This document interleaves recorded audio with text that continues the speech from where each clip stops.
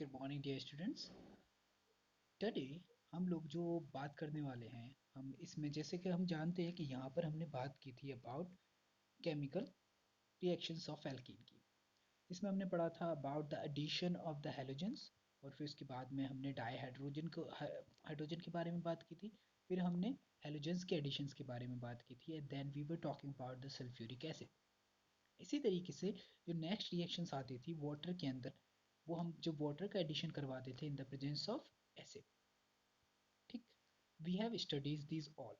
Now we will start with the oxidation, ozonolysis and polymerization. These three of them are very important reactions, and especially in your paper the most of the questions comes from these portions. Okay, it is we also have studies in alkene too. Now we start with the next one. तो यहाँ पे हम next chapter में जाने वाले हैं, और जहाँ पर हम ऑक्सीडेशन, ओजोनोलाइसिस और फिर हम बात करेंगे पॉलीमराइजेशन की। ठीक, तो इसके बाद हमारी जो पहली रिएक्शन आती है ऑक्सीडेशन में, इसमें हम बात करते हैं about first and very most, कि यहाँ पर हम क्या लेंगे, एक एल्कीन को लेंगे और एल्कीन का ऑक्सीडेशन कराएंगे, जिसके बाद हम देखेंगे कि हमारा प्रोडक्ट क्या फॉर्म होता है। तो first we start with oxidation. In case of oxidation जो एल्कीन्स होती हैं, they reacts with a cold dilute and aqueous solution of potassium permanganate. ठीक, and these permanganate is known as Bayer reagent. जब ये इससे रिएक्ट करेगा तो यहाँ पर आप क्या देखेंगे, विसिनल ग्लाइकोल्स का फॉर्मेशन होता है। मतलब जो आपके पास ये दोनों साइडें हैं, तो यहाँ से डबल बॉन्ड टूटेगा और इस साइड में और इस साइड में दोनों तरफ क्या होगा, OH का फॉर्मेशन या फिर OH आकर अटैच हो जाएंगे।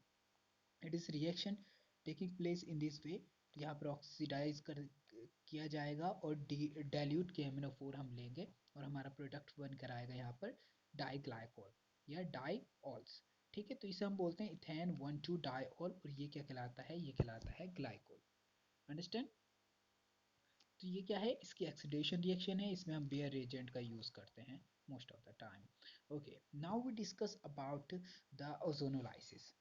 Ozonolysis is one of very important reactions. You will study about this reaction a lot, because most of the time if someone asks you question related to this aspect or this alkene, or about the propene, or in case of ethylene, then यहाँ पर ozonolysis का question mostly बनता है.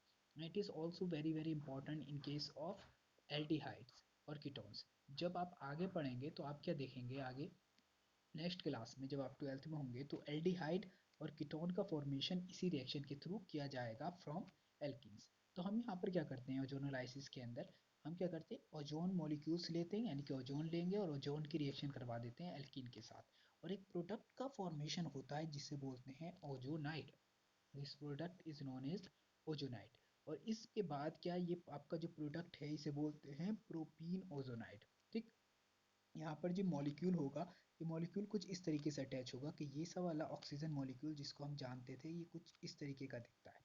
ठीक, हम इसको यूं देखते थे। ठीक, तो ये क्या, नेगेटिव चार्ज, ये पॉजिटिव चार्ज। अब इसमें क्या होता है, ये साइड कहाँ आ जाएगी, इस जगह पर आ जाएगी, और यहाँ पर बॉन्ड ब्रेक हो जाएगा। ठीक, और दूसरा बॉन्ड फिर से ब्रेक होगा, और हम क्या देखेंगे, यहाँ पर ये जगह बिल्कुल ये दोनों बॉन्ड टूटने के बाद दोनों इधर जो है इन वाले बॉन्ड से इसका ये कनेक्टेड हो जाएगा। ठीक, इस अटैचमेंट के बाद फिर हम लेते हैं इसमें जिंक और वाटर। जब हम जिंक की प्रेजेंस में वाटर से रिएक्शन कराते हैं, तो ये बॉन्ड यहाँ से टूट जाते हैं दोनों ही। ठीक, और इसके टूटने के बाद इस साइड में हम अगर देखें, तो हम क्या देखेंगे कि ये बॉन्ड का फॉर्मेशन जब इस साइड से टूटेगा, तो हम देखेंगे कि यहाँ पर फॉर्मेशन होता है हमारा एथेनल का। ठीक, जिसको हम बोलते हैं एसिटल्डिहाइड, ये हमारा कहलाता है एसिड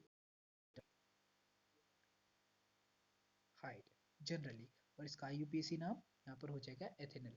दूसरा जो फॉर्मेशन होता है इसको बोलते हैं मैथेनल। ठीक, इसको इसके अंदर क्या होता है, दोनों ही एल्डिहाइड का फॉर्मेशन हो जाता है। अंडरस्टैंड? अब नेक्स्ट रिएक्शन पर जाएंगे जिसमें हम बात करेंगे पॉलीमराइजेशन की। The polymerization reaction is one of the very important reaction, because in case of industry और a lot of the things आप क्या देखेंगे, इसका यूज होता है। जैसे जनरली आप प्लास्टिक देखते हैं, that is itself a polymer. ठीक है, तो पॉलीमर्स से आप बहुत अच्छे से फेमिलियर हैं। जैसे फॉर एग्जांपल हम बात करें पॉलीथीन बैग्स की या फिर पॉलीथीन शीट्स की बात करें, तो ये क्या होते हैं, सब प्लास्टिक मटेरियल, ये पॉलीमर के ही बने होते हैं। पॉलीथीन ऑब्टेन की जाती है by combinations of large number of ethene molecules at high temperature.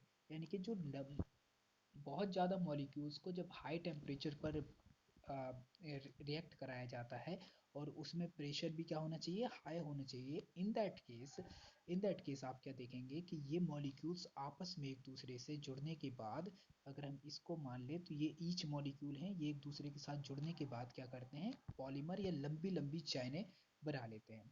इसमें कैटलिस्ट का यूज़ जनरली किया जाता है और लार्ज मॉलिक्यूल का फॉर्मेशन हो जाएगा, और जिन फॉर्म हुए मॉलिक्यूल्स को हम बोलेंगे पॉलीमर्स। और इस तरह की जो भी रिएक्शंस होती हैं उन रिएक्शन को क्या कहा जाता है, polymerization. Okay, now we understand कि how this polymerization reactions takes place. Okay, तो नेक्स्ट रिएक्शंस में हम क्या देखते हैं कि यहाँ पर हमारी रिएक्शन आती है जिसमें हमने यहाँ पर क्या लिया है, ये हमारा फर्स्ट मॉलिक्यूल है जिसको हम बोलेंगे इथेन। और जब हम high temperature and high pressure पर in the presence of catalyst इस रिएक्शन को कराएंगे, तो हम क्या देखते हैं कि इसका जो बॉन्ड होता है that will break and it will combine with the other molecule. और यहाँ पर नंबर ऑफ मॉलिक्यूल्स क्या एक चैन की फॉर्म्स में एक दूसरे से अटैच हो जाते हैं, और यहाँ पर हमारे पास एक पॉली इथीन बन जाती है। पॉली का मतलब होता है मोर नंबर से, लाइक हम कह सकते हैं बहुत ज़्यादा नंबर जब एक दूसरे से जुड़ जाएंगे किसके, एथीन के, तो हम उसे बोलेंगे पॉलीएथीन। ठीक, similar happens with the polythene के केस में प्रोपीन के साथ। ठीक, जब हम प्रोपीन की रिएक्शन करवाते हैं हाई टेम्परेचर और हाई प्रेशर पर in the presence of catalyst, then हमारा मॉलिक्यूल बनेगा, और इस तरह के मॉलिक्यूल्स को हम पॉलीप्रोपीन। ओके, जैसा आप जानते हैं, जैसे हमने पॉलीमर्स का यूज़ कहाँ पर होता है, जैसे आपने देखा होगा in the manufactures of the plastic bags, squeezing bottles, refrigerator, dishes और toys, pipes, radio, TVs, cables, everything. यहाँ पर हमने अपनी लाइफ में बहुत सारी चीज़ें देखी होंगी जिसके अंदर आपने देखा होगा कि प्लास्टिक की चीज़ों का यूज़ किया जाता है। वो सभी चीज़ों के अंदर हम क्या करते हैं, पॉलीमर्स का यूज़ करते हैं। Now we are on the next topic, that is alkynes. In case of alkyne हमने डिस्कस किया था कि एल्काइंस वो होते हैं जिसके अंदर क्या होता है, ट्रिपल बॉन्ड पाया जाता है, ट्रिपल बॉन्ड पाया जाता है। ठीक, it's some here looks like this, कि हम इसको कुछ इस तरीके से दिखाते हैं, जैसे वन कार्बन, और यहाँ पर क्या होगा, इसके बीच तीन बॉन्ड होंगे, और यहाँ पर कुछ मॉलिक्यूल ऐसा होगा। इसमें जो कार्बन होता है, इसके हाइब्रिडाइजेशन की बात करें तो इसका हाइब्रिडाइजेशन होता है sp, इसका भी हाइब्रिडाइजेशन होगा sp, और due to this hybridization it makes a linear structure. Okay, now move to next one. हम जानते हैं इसका फॉर्मूला क्या है, CnH2n minus 2। ठीक, and it is a linear molecule and the bond length between C and H it has 106 picometer। ठीक, और carbon carbon के बीच की जो लेंथ होती है that is 120 picometre as represented. ठीक, अब लीनियर होने के बाद क्या होगा, जब कोई चीज़ लीनियर होगी तो उसके बीच में जो बॉन्ड एंगल आएगा वो आएगा 180 degree. That you have to keep in your mind. Here here these are the hybridized orbitals, जिनको हम बोलते हैं ये sp, ये भी एक sp ऑर्बिटल है, और ये भी क्या देख रहे हैं आप, sp ऑर्बिटल है, और ये भी क्या है, sp orbital. These are the p unhybridized orbitals. और जो ये p अनहाइब्रिडाइज्ड ऑर्बिटल्स हैं, यही क्या होती हैं, एक दूसरे से जुड़ने के बाद पाई बॉन्ड का फॉर्मेशन कर लेती हैं, और इनको हम बोलते हैं p2p unhybridised orbital, unhybridized orbitals. Understand? The bond length we know there is a bond length 120 picometers, और यहाँ पर H के बीच में हम क्या देखेंगे, 106 पिकोमीटर, और इनका बॉन्ड एंगल होगा 180। Okay, there are some of the molecules, हम लोग जानते हैं ये रहेगा हमारा एथाइन। जैसे हम जानते थे कि एल्काइन के अंदर लास्ट में हमको दिखता है आइन, तो कोई भी मॉलिक्यूल है उसके अंदर नंबर ऑफ कार्बन के साथ हम क्या कर देते हैं, आयन जोड़ देंगे। तो इसमें 2 कार्बन एटम है तो ये हो जाएगा एथाइन। इसमें हमने देखा 1 2 3 तो ये हो जाएगा प्रोपाइन। यहाँ पर 1 2 3 4 तो ये हो जाएगा ब्यूटाइन। यहाँ पर 1 2 3 4। अब देखो यहाँ पर 1 आया है, 1 मीन मतलब ये पहले कार्बन पर जुड़ा हुआ है। यहाँ पर आप देख रहे हैं 1 एंड 2 तो यहाँ पर आएगा 2 because the triple bond is with the second carbon. So यहाँ पर हो जाएगा ब्यूटाइन 2 आयन। ठीक, अब यहाँ पर आप देखोगे कि जिधर से हमें डबल बॉन्ड है हम उधर से काउंट करेंगे 1 2 3 और ये आ गया 4। तो यहाँ पर क्या हो जाएगा 1 2 3 3 मेथाइल ब्यूट पहले कार्बन से, तो यहाँ पर होगा 1 आयन। ठीक है, इस तरीके से आपको क्या करना है, यहाँ पर डबल बॉन्ड जिधर से करीब पड़े तो हम देखते हैं डबल बॉन्ड इधर से ज़्यादा करीब है, 1 2 3 4 5। यहाँ क्या देखते हैं आप कि यहाँ पर हमारे पास जो बॉन्ड बना है वो आया है हमारा, पहले तो हम लिखेंगे मेथाइल ग्रुप तो 4 मेथाइल कर देंगे पेंट, और दूसरे कार्बन पर है double bond, that's why that will be 2 ion. Understand? Okay, अब in this way what we see कि 1 2 3 एंड द 4। तो यहाँ पर 2 मेथाइल ग्रुप हैं और वो किस पर हैं, 3 वाले पर है। तो हम क्या देखते हैं यहाँ पर 1 2 यानी कि 3 3 2 मेथाइल डाई मेथाइल और यहाँ पर आ जाएगा ब्यूट 1 आयन। इस तरीके से क्या करेंगे आप इसका नोमेनक्लेचर कर सकते हैं। That's one of very easy way. The second चीज that we have discussed before about the isomers। Isomers के केस में क्या होता है कि आइसोमर्स की स्ट्रक्चर्स जो होती हैं वो डिफरेंट होती हैं but the formula are same. तो इसका फॉर्मूला तो आपको सेम रहेगा। जैसे हमारे पास अगर हम बात करते हैं ब्यूटाइन के बारे में तो ब्यूटाइन का फॉर्मूला होता है C4H6। बट हम इसको दो तरीके से लिख सकते हैं, एक तो बार तो हम डबल बॉन्ड ट्रिपल बॉन्ड यहाँ लगा देंगे और दूसरी बार हम ट्रिपल बॉन्ड कहाँ लगा देंगे, बीच में। तो once we put at 1 carbon और दूसरी बार में हमने 2 कार्बन से कर दिया तो यहाँ पर 1 2 हो गया और यहाँ पर 1 2 3 4। तो दैट्स वाई हम इसका नाम लिखेंगे ब्यूट 1 आयन। इसके नाम के केस में कर देंगे हम ब्यूट 2 आयन। इस तरीके से हम इनके नाम को बड़ी आसानी से लिख सकते हैं। Okay, the next thing that we see in case of C5H8। इसके केस में हम क्या देखते हैं कि जब 4 वाले केस में 2 बने हैं तो C5H8 के केस में आप क्या देखोगे कि इसके कितने बन जाएंगे, 3 कार्बन लगातार होने की वजह से आइसोमर्स बन जाएंगे 3। तो एक तो 1 देन 2 पोजीशन पर और उसके बाद हम क्या देखते हैं, यहाँ पर हम अगर ले लेते हैं मिथाइल ग्रुप तो ये आ जाएगा हमारा 1। तो यहाँ पर ये लिखेंगे 3 मिथाइल ब्यूट 1 आयन। इसके 3 आइसोमर्स का ही फॉर्मेशन हो सकता है। Okay, now very important that we really need to discuss here, these are the preparation of alkyne compounds। तो हम यहाँ पर alkyne compounds की preparation के बारे में डिस्कस करने वाले हैं। ठीक है, तो alkyne compounds का फॉर्मेशन जो किया जाता है generally that is formed by the calcium carbide. Calcium carbide से इसका फॉर्मेशन किया जाता है। तो first of all what you do, ethyne is prepared by the industrial process in which carbide react with water. इसमें क्या होगा, कार्बाइड रिएक्ट करेगा वाटर के साथ। Initially calcium carbonate is heated. आप क्या करते हो, कैल्शियम कार्बोनेट लेते हो, ठीक, इसको हीट करते हो अराउंड 1373 केल्विन पर और आप देखोगे कि आपके पास फॉर्मेशन किसका होगा, लाइम का फॉर्मेशन हो जाएगा। Now heating this calcium oxide, जो भी आपके पास ये कैल्शियम ऑक्साइड का फॉर्मेशन हुआ है आप उसे लोगे और इसे कोक के साथ, कोक मतलब होता है बेटा कार्बन, ठीक, कार्बन के साथ हीट करते हो। और जब आप कार्बन के साथ हीट करते हो तो यहाँ पर क्या होगा, कार्बन ऑक्साइड रिलीज हो जाएगा और हमारे पास जो प्रोडक्ट बनकर आता है that is called the calcium carbide.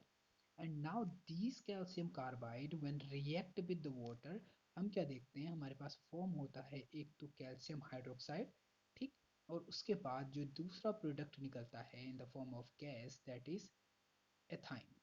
तो यहाँ पर हमारे पास क्या होता है, ये एथाइन का फॉर्मेशन हो जाता है। इसका फॉर्मूला होता है CH ट्रिपल बॉन्ड CH, जिसे हम बहुत अच्छे से जानते हैं।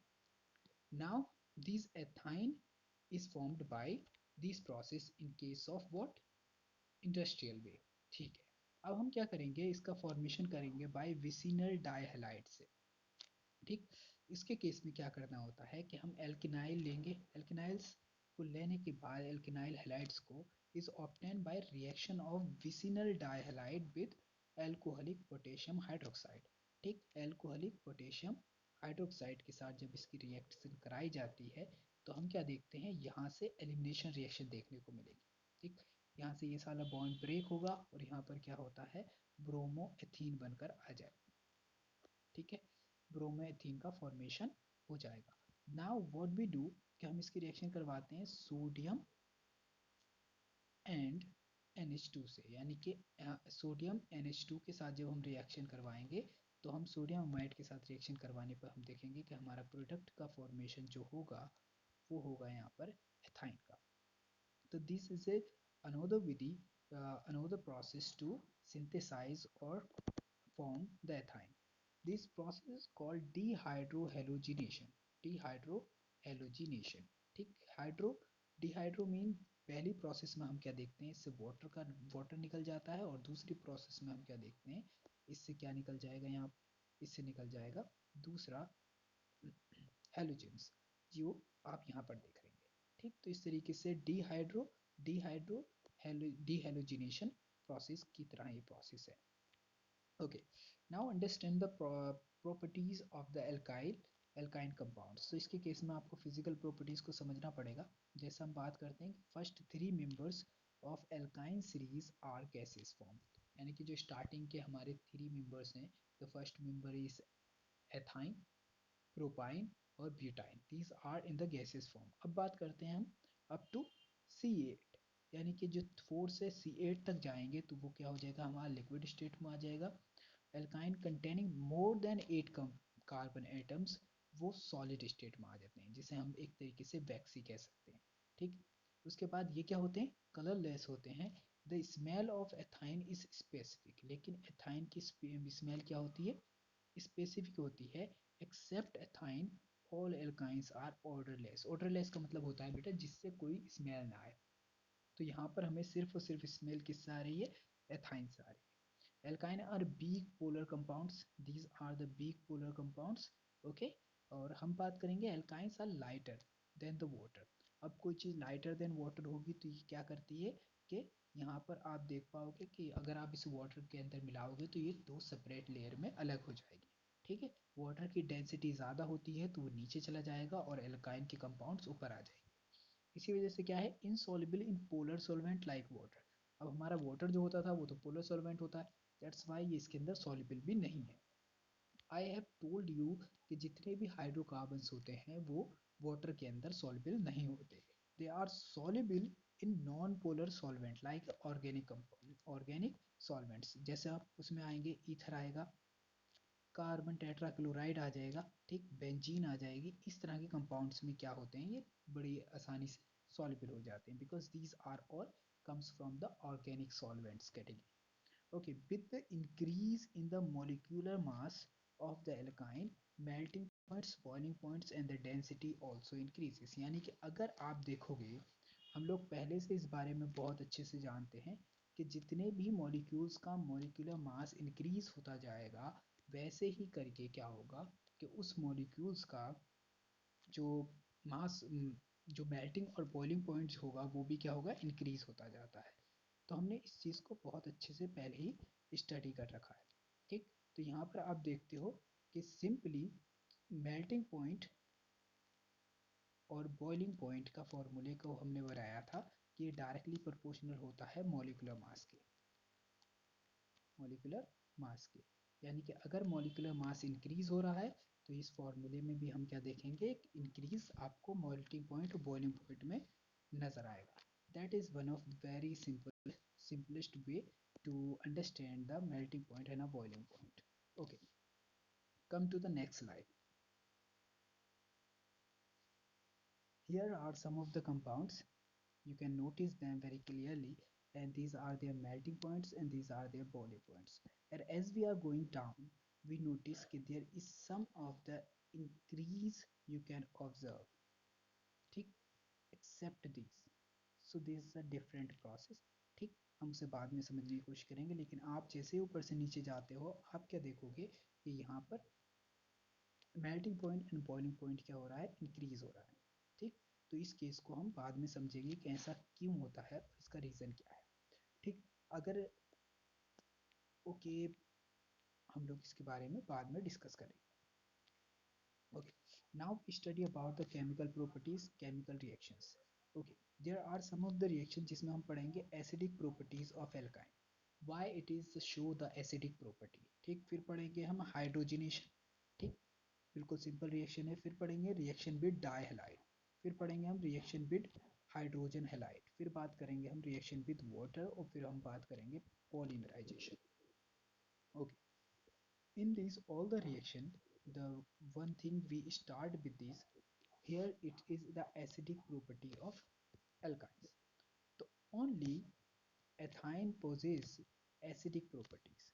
Ethyne is a weak acid, we know about it.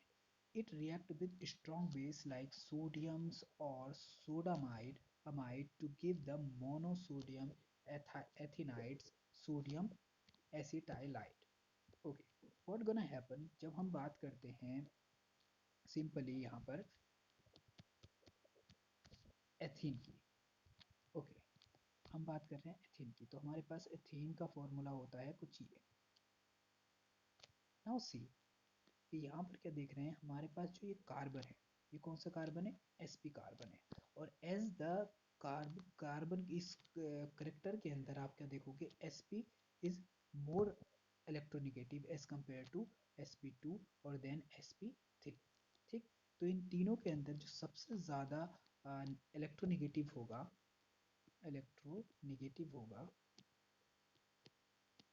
That will B sp। तो इस केस में जब ये हाइड्रोजन क्या होता है यहाँ से निकलता है, जैसे मैं इसको कुछ ऐसे दिखाऊं तो थोड़ा बेहतर लगेगा कि हम क्या करते हैं कि हमारे पास जो ये है CH2, I am sorry not two, okay, CH। Okay, अब यहाँ पर क्या होगा, जब ये हाइड्रोजन यहाँ से निकलेगा तो इस हाइड्रोजन को क्या करना होगा, इस बॉन्ड को यहाँ पर देना होगा। ठीक, because it is more electronegative. और इसकी वजह से हम क्या देखते हैं कि यहाँ पर हमारे पास फॉर्मेशन हो जाता है सी निगेटिव, और ये रिलीज क्या कर रहा है, एस पॉजिटिव। और हम बहुत अच्छे से जानते थे पहले से इसके बारे में कि जो भी चीज़ एस पॉजिटिव रिलीज करती हो, that's mean that is one of acid. और इसने एसिडिक करेक्टर दिखाया है और ये बहुत ज़्यादा वीक होता है, तो हम इसको बोलते हैं कि ये क्या है, मोनोबेसिक है, मोनिक बेसिक एसिड और अ वीक एसिड। ठीक, तो जब हम किसी मोर रिएक्टिव एलिमेंट से इसकी रिएक्शन करवाते हैं तभी क्या होगा, इसकी रिएक्शन होगी। और हम बहुत अच्छे से जानते हैं कि सोडा एमाइड में सोडियम होता है और sodium itself is one of reactive metal. Okay, तो हमने यहाँ पे लिया और यहाँ पर हमने रिएक्शन करवाई इसकी सोडियम के साथ, और हम क्या देखेंगे कि यहाँ से H रिलीज कर देगा। जैसे कि फॉर एग्जांपल हमने देखा था कि जब कोई भी एसिड मेटल से रिएक्ट करता है तो मेटल्स क्या करती हैं, उससे रिएक्शन करने के बाद सॉल्ट का फॉर्मेशन करती हैं, जो कि हमारे पास यहाँ हो चुका है, और हाइड्रोजन को रिलीज कर देती है। ठीक, ये बहुत ज़्यादा बेसिक कॉन्सेप्ट है जो आपने पढ़ा है।